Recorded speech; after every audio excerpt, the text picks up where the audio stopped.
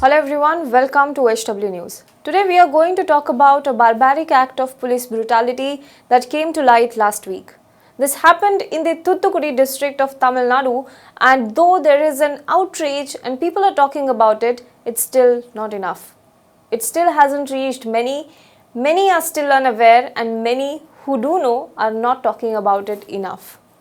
A father-son duo, Jairaj and Phoenix, were taken to the police station by Sathankulam police for allegedly keeping their shop open past lockdown curfew limits. What followed in the police station is not less than a horror that will send shivers down your spine. Both of them were beaten up black and blue by a group of policemen. They were stripped, sodomized, their private parts were injured. The family of the victims claimed that Phoenix's rectum was severely injured. Some reports also claim that the lathis were shoved up their private parts.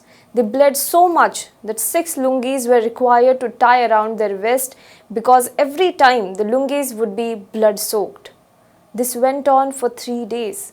They were arrested on June 19th. On June 28th, a day after their arrest, they were presented in front of a magistrate who reportedly, without even checking the medical conditions of the two, granted police remand. They were taken to Kovilpatti jail, which is about 100 kilometers away from Sathankulam. The torture and abuse continued until 22nd of June when Phoenix died in Kovilpatti Medical Hospital. The very next day, his father P. Jairaj died too. Now all this while, their friends, families, whoever tried to approach them were not allowed to meet them. Not even the advocate who tried to get bail for the two.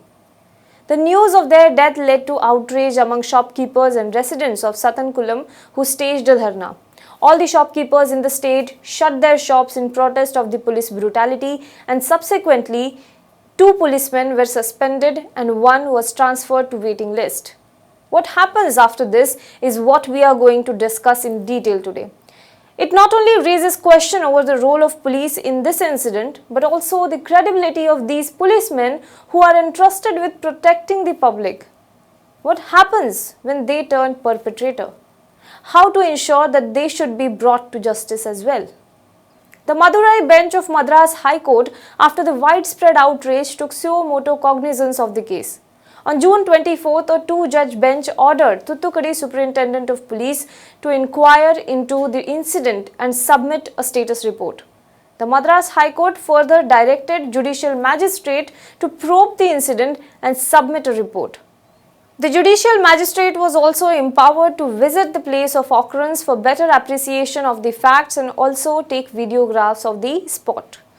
He was also empowered to visit the sub-jail in Kovilpatti and take photocopies of all the records, including the admission register and other medical records. He was empowered to collect the CCTV footages wherever they are available and have them preserved. Now, this is what the task at hand was for the Judicial Magistrate. Now, what happened when the Judicial Magistrate reached the spot to carry out the investigation? According to reports, the inquiry team was harassed and every attempt was made to tamper the case and destroy the evidence. According to an Indian Express report, the magistrate, Mr. Bharatidasan, himself wrote a complaint to the High Court bench. In the complaint, he gave a timeline of what transpired when he reached Sathankulam to investigate. The team reached Sathankulam police station at around 12:45 p.m. last Sunday. The magistrate in his complaint also said that ASP Kumar and DSP Prathapan, the 2 senior officers present there, made no effort to acknowledge their presence. Instead, Kumar flexed his muscles and biceps. When the judicial team called for the daily register and other documents for inspection, the 2 senior officers made their displeasure very evident by abusing their subordinates and adopting a threatening tone. The magistrate further complained in the letter that the documents were eventually brought out one by one in a bid to delay the inspection. The team was empowered to check CCTV footages, as I said, but the magistrate said that the system was configured in such a way that the data gets erased every day. Incidents which are recorded on June 19th when Jairaj and Phoenix were arrested and tortured inside the police station were in erased state. The hard disk of 1 TB and no data, no CCTV footage were found in it. The magistrate further says in the letter that he called Constable Maharajan for interrogation, who wasn't forthcoming and appeared very scared. But when he did come closer, he said to the magistrate appointed by the Madras High Court, and I quote, he said, "You cannot do anything." When they asked for his lathi, he started making excuses before finally giving in to the demand. But at the same time, another constable ran off when they asked for lathi. The only person among them who came forward was Revati, the head constable. She was present in the station at the night of June 19th.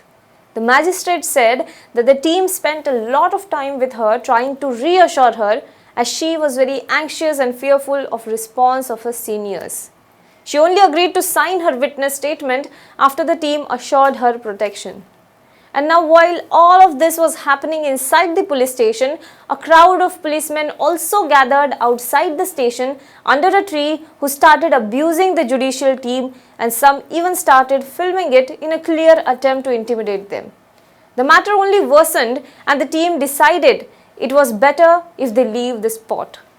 In its version of the events, the Satankulam police claimed that both Jairaj and Phoenix resisted the arrest when they asked them to shut their shops after the curfew timings. But a CCTV footage from a nearby shop has emerged which shows the otherwise. Now, the Madras High Court eventually transferred the case to the CBI, but till the time it takes over, it also directed the crime branch of the state CID to begin investigation and proceedings in the matter. It also observed that there was a prima facie enough evidence to charge the policemen for murder. Subsequently, the original FIR was altered to include Section 302 of Indian Penal Code, that is murder.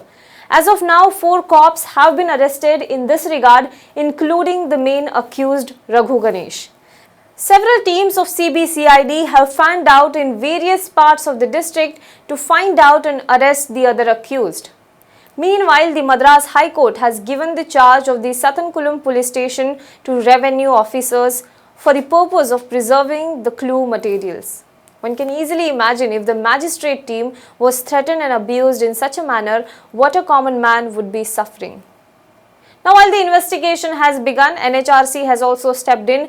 The accused have been arrested. It is still a long way to justice. Until then, it is important that we speak about it as vociferously as we can every day.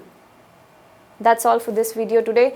Do let us know what you think in the comment box below. For more news and updates, you can log on to www.hwnews.in.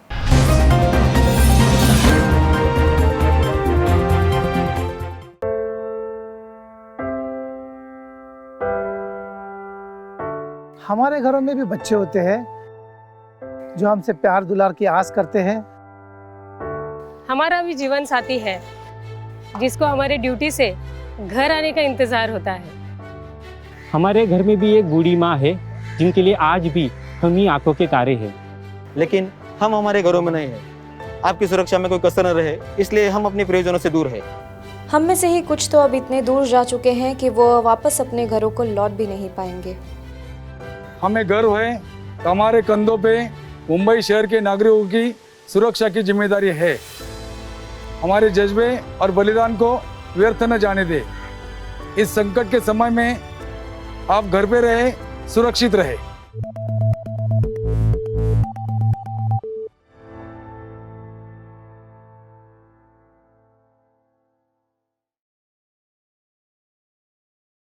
Now be the first to know about the latest updates on our new news app. Go on your Android or iOS, search for HW News Network. Download our app, choose the language you prefer to get updates in, and be up to date with the latest news.